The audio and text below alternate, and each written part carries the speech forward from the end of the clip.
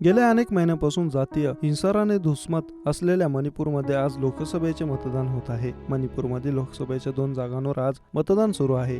अशातच मतदानावेळी गोळीबार झाल्याची घटना समोर आली, तसेच ईव्हीएमचीही तोडफोड झाल्याचे सांगण्यात येत आहे। इंडिया टुडेच्या वृत्तानुसार मणिपूरमधील मोईंगरांग भागातील थामनकोपी येथील एका मतदान केंद्राजवळ समाजकंटकांच्या एका गटाने अनेक राऊंड गोळीबार केला। गोळीबारामध्ये मतदानासाठी रांगेत उभे असलेल्या मतदारांमध्ये एकच खळबळ उडाली। व्हायरल होत असलेल्या व्हिडिओमध्ये गोळीबाराच्या आवाजात लोक मतदान केंद्राबाहेर पळताना दिसत आहे। या गोळीबारात 3 जण जखमी झाल्याचे सांगण्यात येत आहे। त्याचबरोबर एक पोलीस अधिकाऱ्याने सांगितले की इतर काही ठिकाणीही अशा प्रकारे हिंसाचाराच्या घटना घडल्या।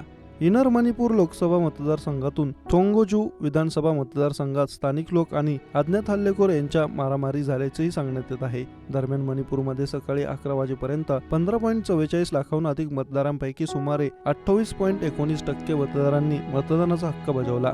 मतदानाच्या पहिल्या 2 तासांत अंतर्गत मणिपूर मतदारसंघात 29.40% मतदान झाले, तर बाह्य मणिपूरमध्ये 26.02% मतदान झाले। बाह्य मणिपूर आणि अंतर्गत मणिपूरच्या काही भागांमध्ये कडक सुरक्षा व्यवस्था करण्यात आली आहे।